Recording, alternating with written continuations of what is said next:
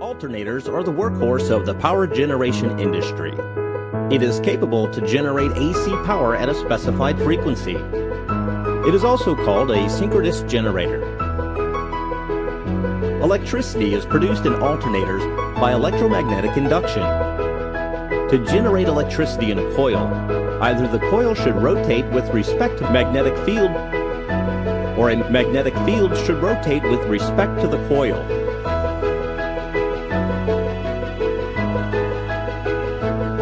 In the case of alternator, the latter approach is used. Rotor and armature coils are the two main parts of an alternator. Rotor produces a rotating magnetic flux. Armature coils are stationary. And rotating magnetic flux associated with the rotor induces electricity in the armature coils. This kind of rotor shown here is known as salient pole rotor. For gaining better insight of its working, let's consider a rotor with just 4 poles. Rotor coils are excited with a DC power source. Magnetic field produced around it would be as shown. The rotor is made to rotate by a prime mover. This makes the rotor flux also rotate along with it at the same speed.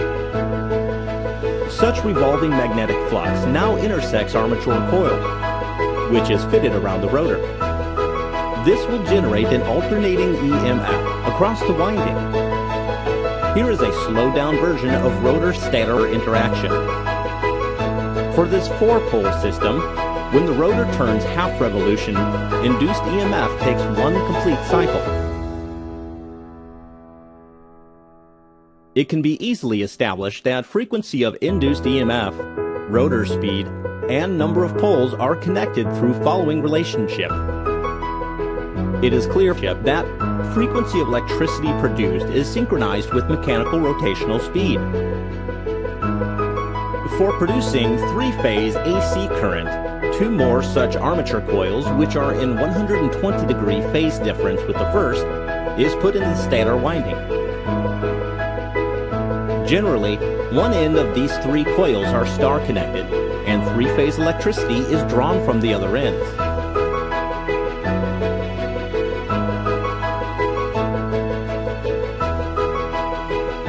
It is clear from this equation that in order to produce 60 Hz electricity, a 4-pole rotor should run at following RPM. Such huge RPM will induce a tremendous centrifugal force on poles of the rotor, and it may fail mechanically over time. So salient pole rotors are generally having 10 to 20 poles, which demands lower RPM. Or salient pole rotors are used when the prime mover rotates at relatively lower RPM.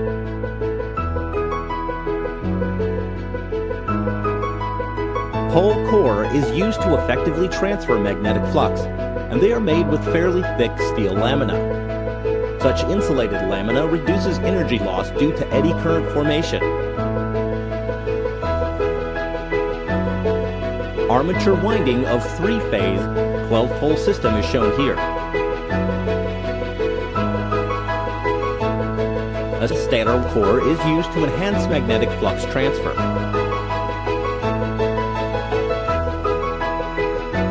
DC current is supplied to rotor via a pair of slip rings. DC current is supplied either from an external source or from a small DC generator which is fitted on the same prime mover. Such alternators are called self-excited.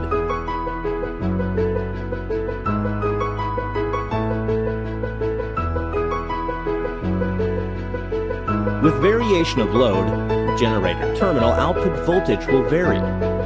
It is desired to keep the terminal voltage in a specified limit. An automatic voltage regulator helps in achieving this.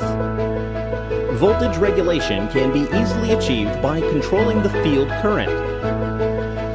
If terminal voltage is below the desired limit, AVR increases the field current, thus the field strength. This will result in an increase in terminal voltage. If terminal voltage is high, the reverse is done. Hope you had a nice introduction to working of alternators. Thank you.